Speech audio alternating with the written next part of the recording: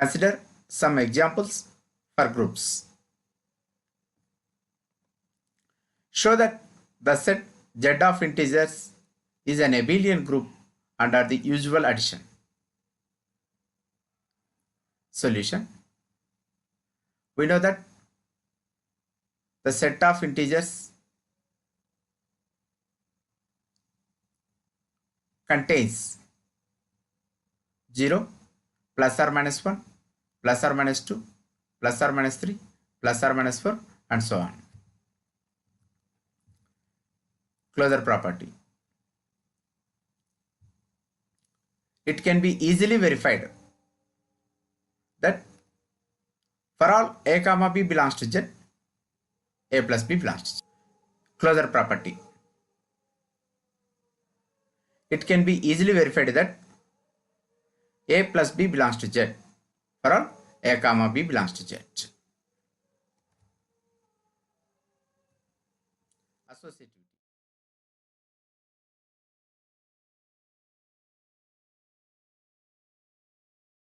All integers follow associative property. Identity.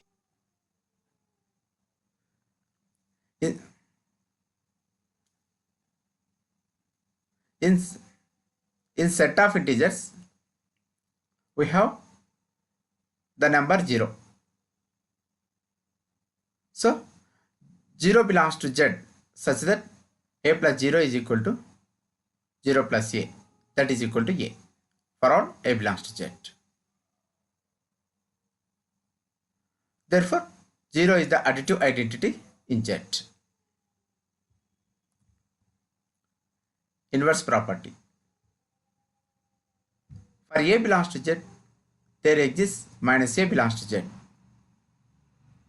such that a plus of minus a is equal to minus a plus a, that is equal to 0, which is the additive identity. So minus a is the inverse of a in Z under addition.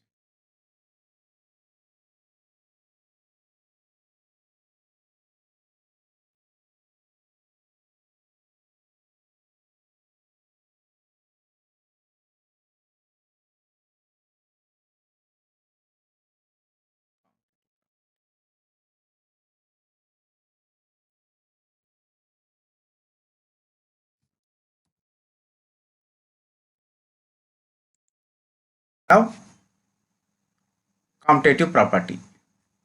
It is easily verified that a plus b is equal to b plus a for all a comma b belongs to Z. Therefore Z is an abelian group under usual addition. One more example. Verify that the set n of natural numbers is a group or not under usual addition.